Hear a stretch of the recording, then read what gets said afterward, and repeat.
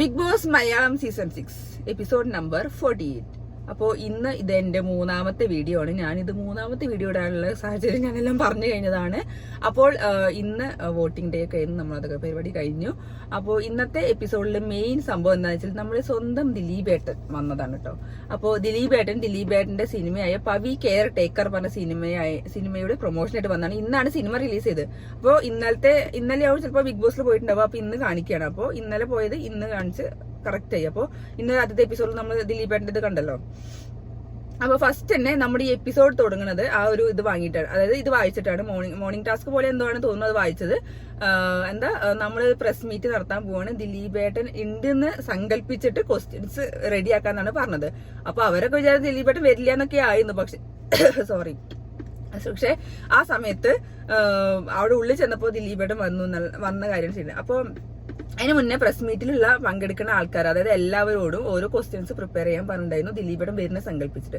അങ്ങനെ കുറെ പേര് ക്വസ്റ്റ്യൻസ് ഒക്കെ ഉണ്ടാക്കാൻ നിൽക്കണം. അപ്പോഴാണ് നമ്മുടെ രാവിലത്തെ അടി ഉണ്ടായത്. അതായത് നമ്മളിന്ന് പറഞ്ഞതാണ്, അതായത് ബിഗ് ബോസ് അത് ഏൽപ്പിച്ചു, ഈ ടാസ്ക് വരുന്നുണ്ട്, എല്ലാവരോടും നല്ലോണം ഒരുങ്ങിയിരിക്കാൻ പറഞ്ഞു, ക്വസ്റ്റ്യൻസ് പ്രിപ്പയർ ചെയ്യാൻ പറഞ്ഞു. അപ്പോഴാണ് അവിടെ ഫുഡ് ഉണ്ടാക്കിയിട്ടില്ല എന്നുള്ള പറഞ്ഞ ഒരു ഘോരമായ അടി ഉണ്ടായത്. കാരണം നമുക്കറിയാലോ, അടുക്കളയിൽ ഫുഡ് ഉണ്ടാക്കണില്ല എന്നുള്ള രീതിയിൽ പ്രശ്നം വന്നാൽ അത് ഭയങ്കര പ്രശ്നം. കാരണം അത്രയും പേര് അവിടെ കിടക്കുന്നുണ്ട്, അത്രയും പേര് അവിടെ നിൽക്കുന്നുണ്ട്.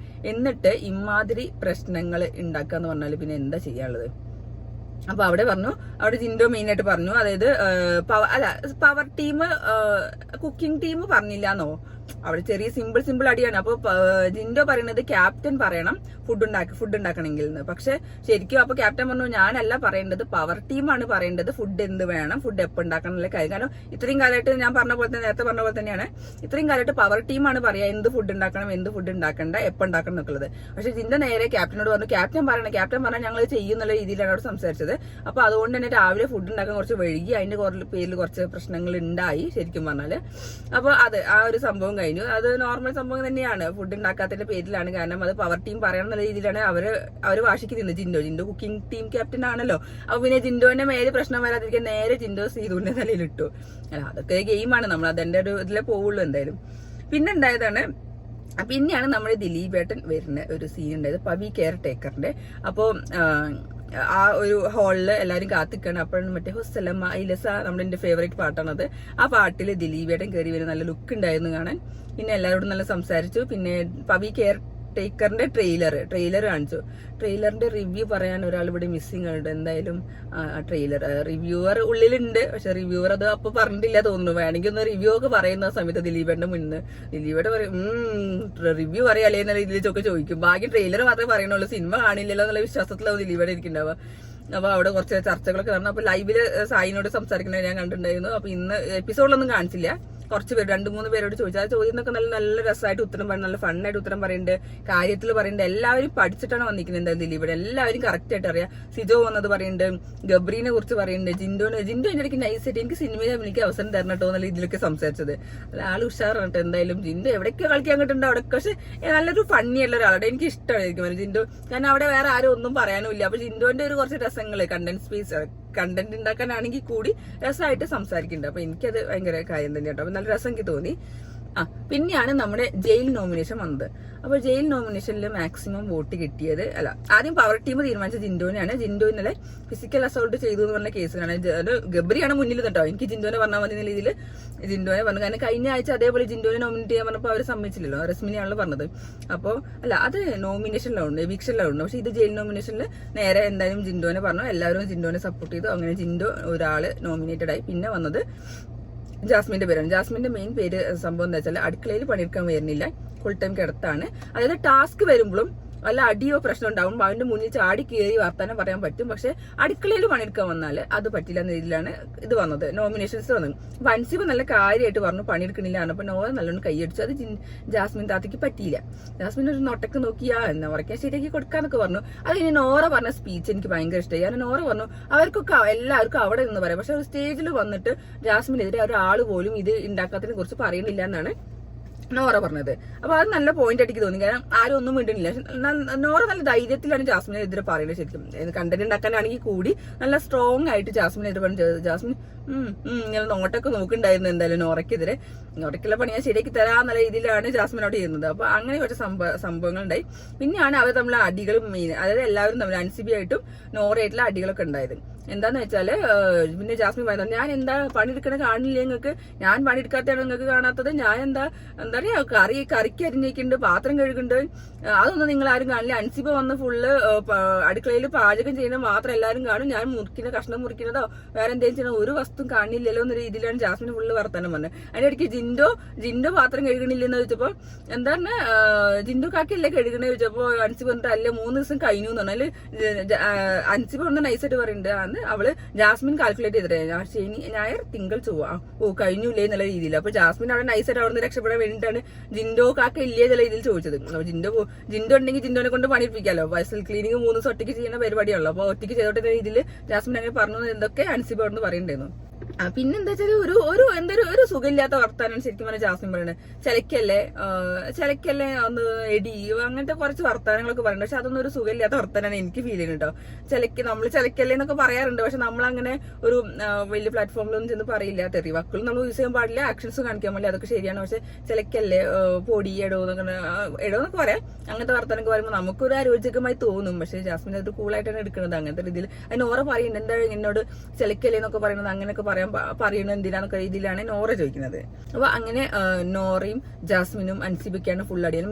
മെയിൻ ആള് ജാസ്മിനാണ്. ജാസ്മിനും നോറ, പിന്നെ ജാസ്മിൻ അൻസിബ, അങ്ങനെയാണ് ഫുൾ അടിയുന്നത്. അതിൽ ജാസ്മിൻ പറയുന്നത് ഞാൻ എന്നെ ജയിലിലേക്ക് വിടരുതെന്ന് പറഞ്ഞതാണ് ആവും വട്ടം, പക്ഷെ നിങ്ങൾ എന്നെ വിടുകയാണെന്നുള്ളത്. അപ്പൊ ശരിക്കും പറഞ്ഞാൽ പണിയൊന്നും എടുക്കണില്ല, ഒന്നും ചെയ്യണില്ല, ഏത് നേരം കട്ടുമ്പ കയറി കിടക്കുക, പനിയാണ് വയ്യാന്നൊക്കെ പറഞ്ഞിട്ട് അതിന്റെ ഇടയ്ക്ക് ലൈവിൽ എന്തൊക്കെ ഡയലോഗ് ഉണ്ടായിരുന്നു. ഇതെന്താ ഞാൻ അൻസിബ പാത്രം കേൾക്കുമ്പോൾ ഞാൻ എന്താ ഒരു തവിട്ട് അതിന്റെ കൂടെ ഇങ്ങനെ ഇളക്കിക്കൊണ്ടിരിക്കുന്നത്, എന്തായാലും നിങ്ങൾക്ക് ഞാൻ പണിയെടുക്കുള്ളൂ എന്ന് അറിയുള്ളൂ എന്നുള്ള രീതിയിലൊക്കെ ജാസ്മിൻ സംസാരിച്ചത്.